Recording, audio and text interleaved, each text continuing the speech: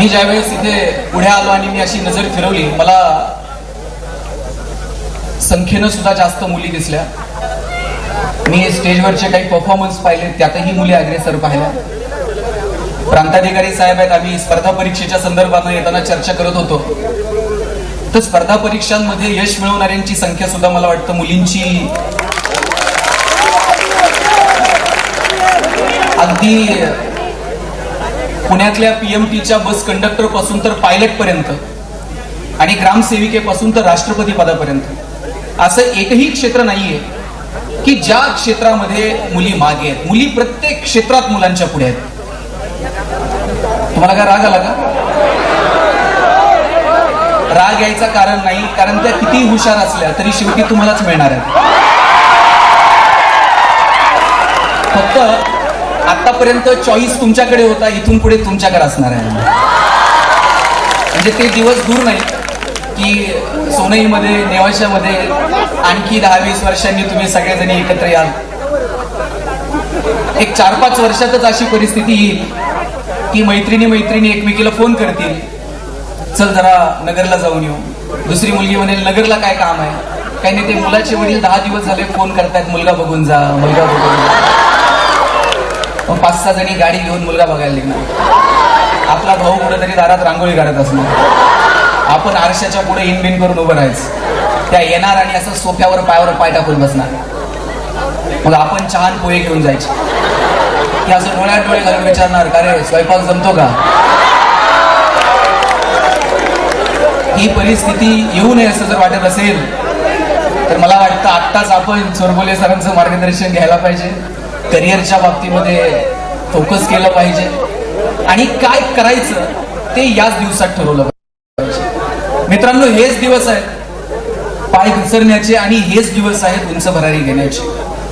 माझी इथं बसलेल्या सगळ्या तरुणींना विनंती आहे की या कॉलेजच्या 4-5 वर्षांच्या काळामध्ये आपण नेमकं काय मिळवलं, हा प्रश्न आपण स्वतःला कधीतरी विचारला पाहिजे.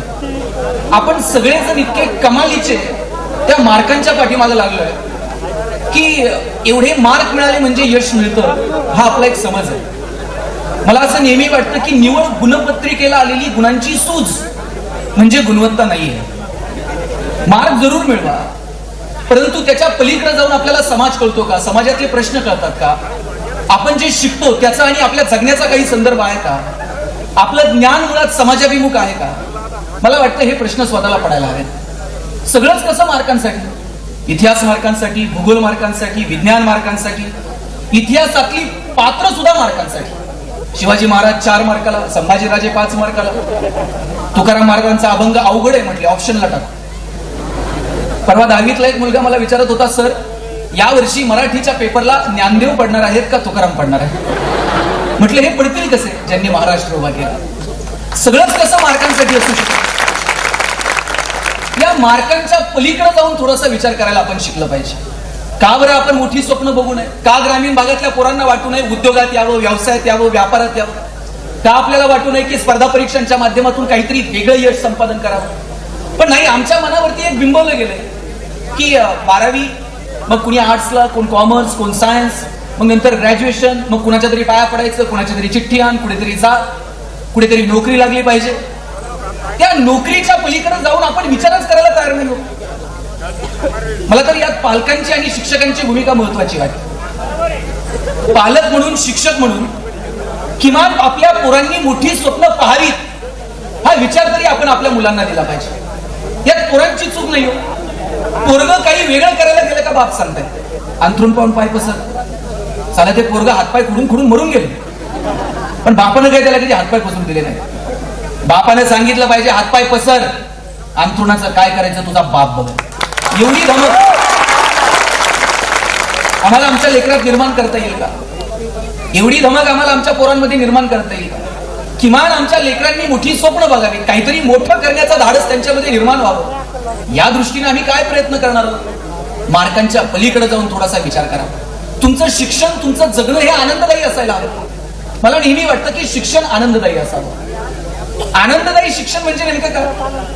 तुम्ही शाळेत जाताना मुलांचे चेहरे पहा, कोमेजलेले असतात, आणि ज्या वेळेस शाळा सुटते आणि शेवटची वेळ पडते, असे कैदी तुरुंगातनं बाहेर पडत येतो, अशी आनंदानं पोरं बाहेर पडतात. याला तुम्ही आनंददायी शिक्षण म्हणणार आहात का?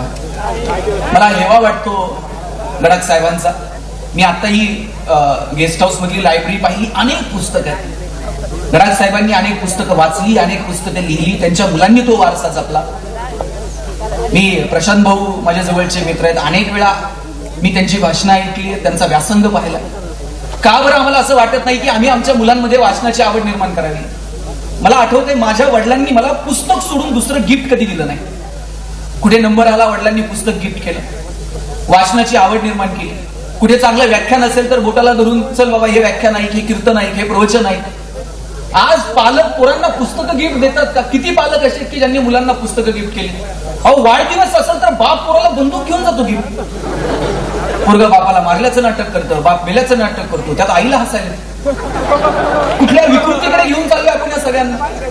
आणि माझा दावा आहे, आपण जसं सांगू तसं मुलं वागत नाहीत, आपण जसं वागू तसं मुलं वागतात. आदर्श हे सांगून निर्माण होत नाहीत, आदर्श हे आपल्या वागण्या बोलण्यातनं निर्माण होतात. आपले वडील असं वागले, आपल्या वडिलांचा हा व्यासंग होता, आपल्या वडिलांची ही प्रगल्भता होती, वडिलांना वाचताना पाहिलंय, कुणाला तरी ऐकताना पाहिलंय, काहीतरी लिहिताना पाहिलंय. मुलांना वाटेल की आपणही लिहावं, आपणही वाचावं. आपल्या वागण्या बोलण्यातनं या लेकरांच्या समोर संस्कार आदर्श निर्माण करता येतील का?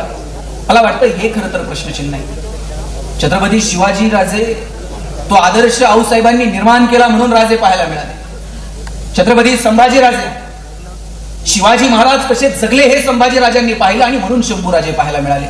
कोणाच्याही पोटी चांगली मुलं जन्माला येत नाहीत. संभाजी राजे आयऱ्या-गैऱ्याच्या पोटाला जन्माला येऊ शकत नाहीत, ते जन्माला येतात फक्त छत्रपती शिवरायांच्या. काय काय इतिहास आहे. तुम्ही रोज आता संभाजी राजांची मालिका पाहता. किती यातना सहन केल्या.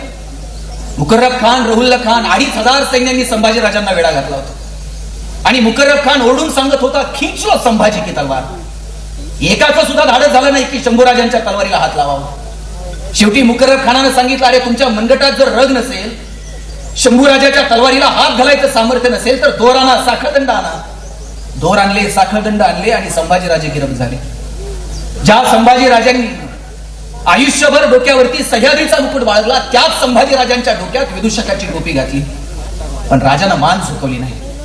ज्या संभाजी राजाच्या डोळ्यांना आयुष्यभर या सह्याद्रीचं सौंदर्य पाहिलं, त्याच संभाजी राजाच्या डोळ्यामध्ये तप्त सळाय सरळ आवाज करत आत दुसऱ्या डोळे घेऊन मागे पडल्या, पण राजांनी मान झुकवली नाही. ज्या संभाजी राजाच्या कानानं सह्याद्रीचं संगीत ऐकलं, त्याच संभाजी राजाच्या कानामध्ये तप्त शिस ओतलं गेलं, पण राजानं मान झुकवली नाही. पकडल्याबरोबर ज्यावेळेस संभाजी राजांना समोर आणला औरंगजेबाच्या, हातात बेड्या आहेत, साखळदंड, आणि औरंगजेबाने विचारलं, बोल संभा, हार किसकी और जीत किसकी? आणि त्याही अवस्थेत संभाजी राजे म्हणाले, अरे हार किसकी और जीत किसकी? माझ्या हातातल्या बेड्या काढ. ज्या क्षणाला संभाजी राजाच्या हातातल्या बेड्या काढशील, त्या क्षणाला संभाजी तोंडानं सांगणार नाही कुणाची हार आणि कुणाची जीत. संभाजीच्या हातातली समशेर सांगेल कुणाची हार कुणाची जीत. घरी गेल्यानंतर औरंगजेबानं डोळ्यात पाणी आणून सांगितलं बायकोला, कितना खुशकिस्मत है वो शिवा जिसने ऐसी औलाद पैदा की. मेरी 4 औलाद है लेकिन सब गदों की फौज.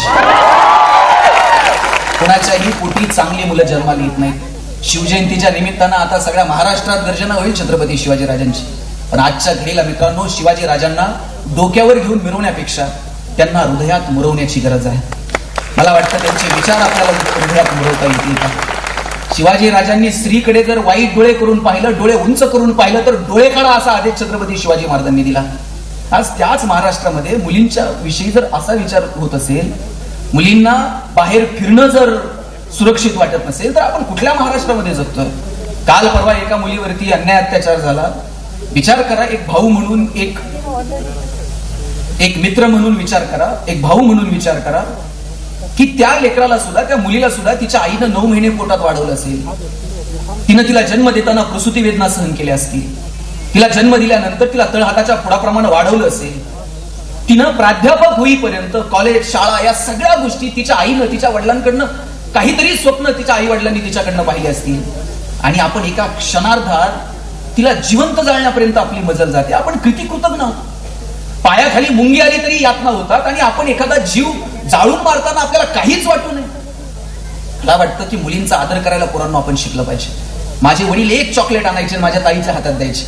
आणि सांगायचे गणेश आणि तू अर्धा अर्ध करून खा. माझी ताई चॉकलेटचे 2 भाग करायची, एक मोठा आणि एक छोटा. ताई चॉकलेटचा मोठा भाग मला द्यायची आणि छोटा स्वतःला ठेवायची. चॉकलेट छोटं होतं पण आभाळ एवढा संस्कार करून गेलं.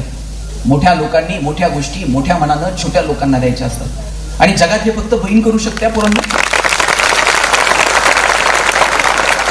म्हणून बहिणीचा आदर करा, आपल्याही आणि इतरांच्याही. आपण आपल्या बहिणीचा जितका आदर करतो तितकाच इतरांच्या बहिणीचा केला ना, कुठल्या बहिणीसाठी मोर्चे काढावे लागणार नाहीत, कॅन्डल मार्च काढावे लागणार नाहीत.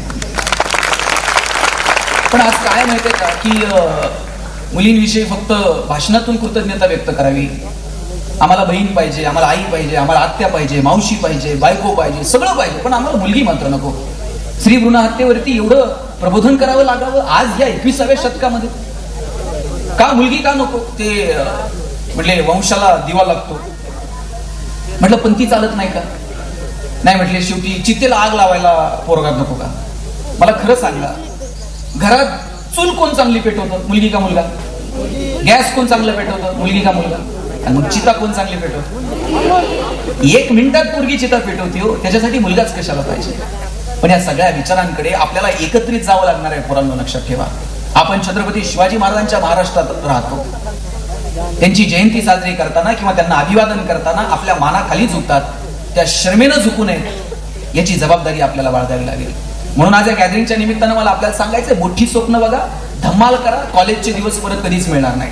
मस्त एन्जॉय करा, पण ते एन्जॉय करत असताना त्यातली सात्विकता आपण हरवत नाही होत ना. आपण कुणाला वाईट वाटेल, कुणाला आपल्या कृत्यामुळे त्रास होईल असं तर वागत नाही होत ना. मला वाटतं या गोष्टींची काळजी घेतली पाहिजे. आणि आज मी आवर्जून सांगेल, उद्योगात या, व्यवसायात या, व्यापारात या, स्पर्धा परीक्षांमध्ये यश मिळवा, परंतु स्पर्धा परीक्षांमध्ये अपयश मिळाल्यानंतर पोरं फ्रस्ट्रेट होतात.